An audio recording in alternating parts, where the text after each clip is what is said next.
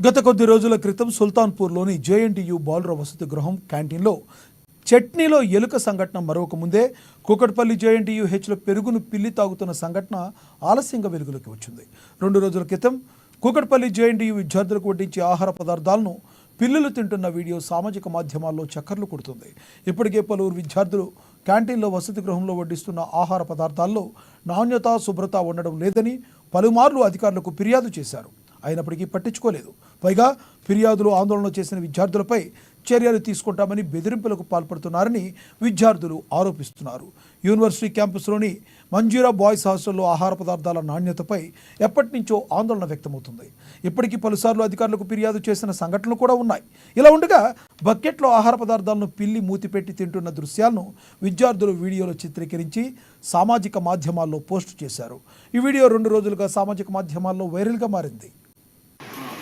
JNTU Kukatpally Manjira boys హాస్టల్లో మొన్న night జరిగిన పిల్లి పెరుగు తాగిన సంఘటన సోషల్ మీడియాలో చాలా వైరల్ అవుతుంది. దానికి ప్రధాన కారణం హాస్టల్లో రిల్స్కి పొక్కలు పడడం, అదేవిధంగా నెట్ లేకపోవడం, దోమల నెట్లు లేకపోవడమే ప్రధాన కారణం. అందులోకి ఆ ఘటన 9:20కి చోటు చేసుకుంది. యాక్చువల్గా 9కి మెస్ బంద్ అయింది. తర్వాత మా సెల్ఫ్ సర్వీస్ అనేది ఉంటుంది. తర్వాత వర్కర్లు ఎవరు లేకపోవడం వల్ల ఈ సమస్య చోటు చేసుకుంది. అదేవిధంగా గతంలో కూడా ఒకసారి ఇదే పురుగు పడ్డది. అది మేము అధికారుల దృష్టికి తీసుకెళ్ళాం, మా ఏరియా 30 వరకు.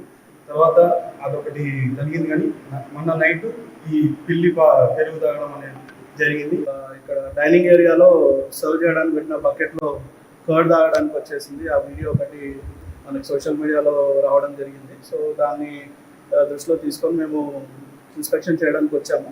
సో ప్రధానంగా మొన్న నైట్ అది ఆల్మోస్ట్ 9:30 ఆ ఏరియాలో జరిగినట్టు తెలుస్తుందండి. సో అక్కడ వచ్చేసి ఇక్కడ ఇన్స్పెక్షన్ చేసిన తర్వాత కొంచెము మెషెస్ ఈ కిటికీలకు లేవని అర్థమవుతుంది. సో మెషెస్ లేకపోవడం వల్ల ఈ పెస్ట్, రోడెంట్ అండ్ ఈ క్యాట్స్ వచ్చే ఛాన్సెస్ చాలా ఉన్నాయి. సో నైట్ కొంచెం జనసంచారం లేని టైంలో వచ్చి అవి రావడం వల్ల, మరోవర్ ఇక్కడ కేర్ టేకర్ లేకపోవడం వల్ల 9:30 ఆ టైంలో ఇవి రావడం జరిగింది. హాస్టల్కి వార్డెన్ అండి.